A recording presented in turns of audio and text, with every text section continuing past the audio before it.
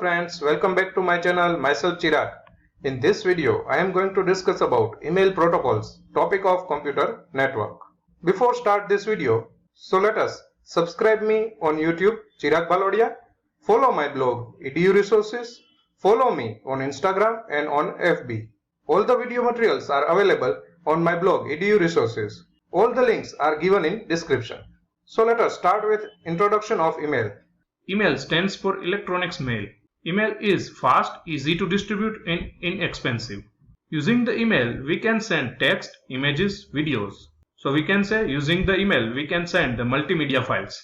Next, main protocols of email is SMTP and POP. SMTP is simple mail transfer protocol. It is mail sending protocol, and POP, post office protocol. It is the mail downloading protocol, or we can say mail access protocol. There are three interfaces to access a mail from the web server and send a mail to the other user. The first one is desktop email client, the second one is mail web interface, and the third one is mail application on the mobile. The example of desktop email client is Outlook and Mozilla Thunderbird. Example of mail web interface is Gmail, Yahoo, Rediffmail, Hotmail and many more. There are many applications are available in mobile to send a mail to the user and access a mail from the mail server. Next, modern email has many powerful features. So let us take one example to understand the powerful features of the modern. The first feature is a messages with attachments. So we have already discussed that we can send doc file and multimedia file through the email. Next, hyperlinks. So using the hyperlink, we can add external link in the mail body. Next, HTML formatted text. So using this highlighted menu, you can write the HTML formatted text in message body. Next, embedded photo. So this is the example of embedded photo. Embedded photo means you can drop the photo inside the message body. So no need to attachment, photo will be displayed in the message body. Next, email protocols. There are three main protocols in the email system. First one is SMTP. SMTP is mail sending protocol. The purpose of SMTP is to deliver the message from sender server to receiver server and store the message in the receiver server. The next two protocols are POP3 and IMAP. These both protocols are the mail access protocol. The purpose of POP3 and IMAP is the mail access from the server and display the mail at the user's device. Before discuss about all the protocol in detail, let us take one example to understand the working of these protocols. For example, there is one sender and there is one receiver. So here it is the sender side user agent and it is the receiver side user agent. So here sender wants to send a mail to the receiver. So first of all, sender compose the mail and send the mail to the sender's mail server. So whenever transfer the mail from sender's device to the sender mail server, at that time SMTP protocol is used. So here green color box indicates the outgoing or incoming message of the queue in the mail server, and the yellow color box indicates the user mailbox. So here sender's mail is put in the outgoing message queue at the sender's mail server. Now sender's mail server is connect with the receiver's mail server through the TCP connection, and the sender's mail transfer from sender's mail server to the receiver's mail server through the SMTP protocol. As we know that SMTP is delivered and store the mail at the receiver's server. So now question is that how receiver can access the mail from receiver's mail server. The user agent of the receiver side is use the POP3 or IMAP protocol to access the mail from the receiver's mail server. So this is the conventional scenario of transfer a mail from sender to receiver. So using this scenario, we can understand the which protocol is used at which place and also understand the purpose of protocol. So let us discuss all the protocol one by one in detail. The first protocol is SMTP. SMTP stands for Simple Mail Transfer Protocol. SMTP is the application layer protocol. Next, SMTP transfer message from sender's mail server to the recipient's mail server. So let us take one example to understand the working of SMTP. Now see in this diagram, here Alice is the sender and Bob is the receiver. Here both the user are connected with its respected server and both the mail server are also connected with each other. So here Alice want to send a message to the Bob In first step, Alice uses the user agent to compose the message. After compose the message, Alice is sent the message to the Bob's email ID. Here Bob's email ID is bob@gmail.com. In second step, Alice user agent sends a message to her mail server and this mail is placed in the outgoing message queue. So here in second step, SMTP protocol is used to transfer a message from Alice device to the Alice mail server. In third step, Alice mail server SMTP opens TCP connection with Bob's mail server. So here TCP connection is established between Alice and Bob's mail server. So both the mail server communicate at the port number 25 through the TCP connection. In step number 4, SMTP sends Alice message over the TCP connection. Because here SMTP is associated with TCP connection on the port number 25. So it transfers the message from Alice mail server to the Bob's mail server and put the message in the incoming message queue of the Bob's mail server. In step number 5, Bob's mail server places the message in the Bob's mailbox. So whenever the message is stored in the Bob's mailbox, at that time SMTP protocol is used. Because the purpose of SMTP protocol is delivered and store the message at the receiver mail server. In sixth step, Bob's user agent access a mail from the Bob's mail server. But in sixth step, SMTP protocol is not used because here accessing the mail from the mail server, at that time POP3 or IMAP protocol is used. So what I have discussed in this diagram, all the steps are written over here. You can also read all the steps from here. Next protocol is POP3. POP3 stands for Post Office Protocol version 3. POP3 is the mail access protocol. The purpose of POP3 protocol is transfer the email from mail server to the client software. POP3 uses the port number 110 to transfer the email from mail server to the client software using the TCP connection. Now see in this diagram, TCP connection is established between the client and the server. Next, after the TCP connection established, POP3 performs three phases: authorization, transaction and update. So now I will explain these three phases in this diagram. So after TCP connection is established between the client and server, client will log in into the server. For the login process, client will provide the username to the server. Server will verify the username and send OK message. If username is correct, then client enter the password. So password is verified at the server side and send the OK message and login successfully into the server. So this is called the authorization phase of POP3. After the login, user will retrieve emails from the server. The list of email is sent by the server to the client side. After that, client will access the email from the list of email, and that access email is downloaded at the client side. So after downloading, user can send, forward, replay or delete the mail. So this is called the transaction phase of POP3. So after the transaction phase, user will send a quit command to the server. So using the quit command, POP3 connection is closed and the TCP connection is released. So that is called the update phase. So in update phase, the mail server deletes the marked messages from the server.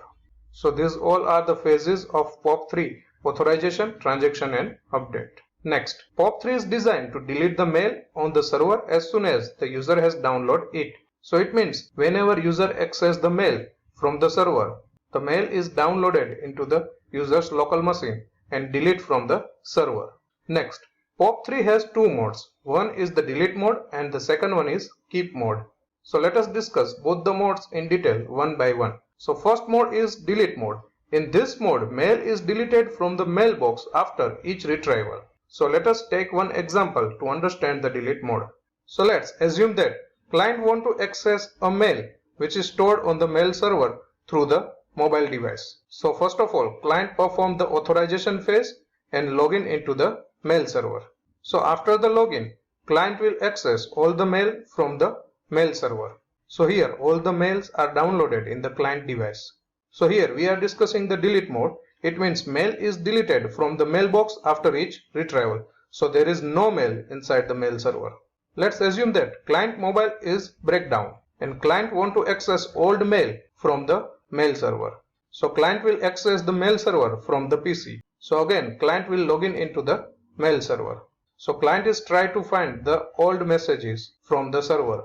But in delete mode, client cannot access the previous messages which was downloaded in the client mobile. So client will access the new messages from the server. So it means client is lost all the messages from the server and from its device.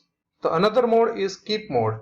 In keep mode, the mail remains in the mailbox after the download. So let us take one example to understand the keep mode.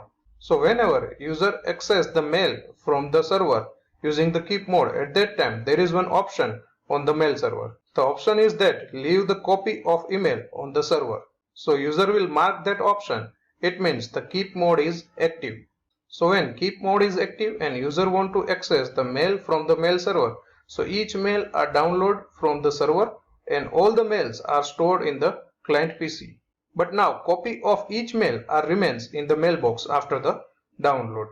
Again, user want to access the old mail from the mail server to the client mobile. User can access from the mail server because in keep mode the mail remains in the mailbox after the download. Next, limitation of POP3. The first one is POP3 does not allow the user to create folder and organize the mail on the server. Now let us take one example to understand the first limitation of POP3. This is the snapshot of my Gmail account.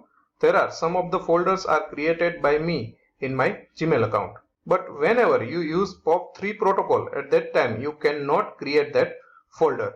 So here I can move the mail from one folder to another folder and also filter the incoming mail, and that filtered mail is stored in particular folder. Next, POP3 does not allow the user to partially check the content of the email before the downloading. Now I will show you one screenshot. In this screenshot I have opened the image before the downloading. So here I can partially check the content of email before the downloading. But POP3 does not allow the user to partially check the email before downloading. Next protocol is IMAP. IMAP stands for Internet Message Access Protocol. IMAP is the mail access protocol. It means user want to access a mail from the server. At that time IMAP protocol is used. Next, IMAP 4 is the more powerful and more complex in compared to the POP3 protocol. Next, IMAP clients connect to the server by using the TCP connection.